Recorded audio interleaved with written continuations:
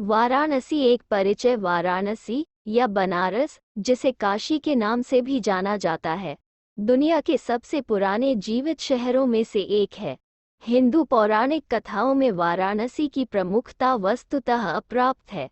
अंग्रेजी लेखक और साहित्य के लेखक मार्क ट्वेन, जो बनारस की किंवदंती और पवित्रता से रोमांचित थे, ने एक बार लिखा था, बनारस इतिहास से भी पुराना है, परंपरा से पुराना है, किंवदंती से भी पुराना है और सभी के साथ दोगुना दिखता है।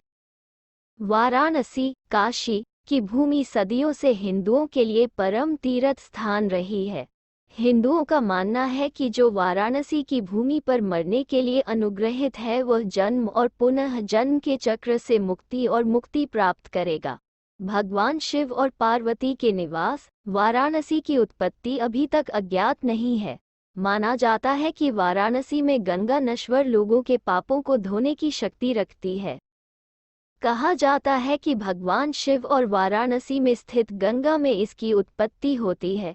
यह उस विशाल नदी तक फैली हुई है जिसके बारे में हम जानते हैं। शहर 3000 वर्षों से सीखने और सभ्यता का केंद्र है। सारनाथ के साथ जिस स्थान पर बुद्ध ने आत्मज्ञान के बाद अपने पहले उपदेश का प्रचार किया था, वह वाराणसी से मात्र 10 किलोमीटर दूर था, जो हिंदू नवजागरण का प्रतीक है। ज्ञान, दर्शन, संस्कृति, देवताओं के प्रति समर्पण, भारतीय कला और शिल्प यहाँ सदियों से फले फूले हैं। जैनों के लिए भी एक तीर्थ स्थान, वाराणसी को 23वें तीर्थंकर पार्श्वनाथ का जन्मस्थान माना जाता है। वाराणसी में वैष्णववाद और शैववाद का सामंजस्य है। कई मंदिरों के साथ श्रीमती एनी बेसेंट ने अपनी ICAL थियोसोफिकल सोसाइटी और पंडित मदन मोहन मालवीय के लिए वाराणसी को अपने घर के रूप में चुना, जो कि एशिया के सबसे बड़े विश्वविद्यालय एरीज बनारस हिंदू विश्वविद्यालय को स्थापित करने के लिए है। कहा जाता है कि आयुर्वेद की उत्पत्ति वाराणसी में हुई और माना जाता है कि यह आधुनिक चिकित्सा विज्ञान का आधार है, जैसे प्लास्टिक सर्जरी, मोतियाबिंद और पथरी के ऑपरेशन। आयुर्वेद और योग के पूर्वदाता महर्षि पतंजलि भी पवित्र शहर वाराणसी से संबद्ध थे।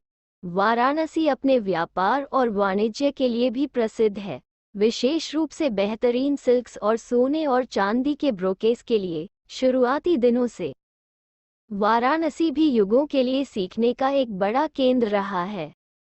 वाराणसी अध्यात्मवाद, रहस्यवाद, संस्कृत, योग और हिंदी भाषा के प्रचार से जुड़ा है और कभी प्रसिद्ध उपन्यासकार प्रेमचंद और तुलसीदास जैसे प्रसिद्ध संत कवि, जिन्होंने रामचरितमानस लिखा है, जैसे सम्मानित लेखक हैं।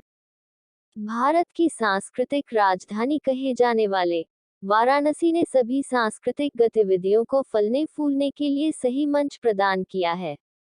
नृत्य और संगीत के कई प्रतिपादक वाराणसी से आए हैं।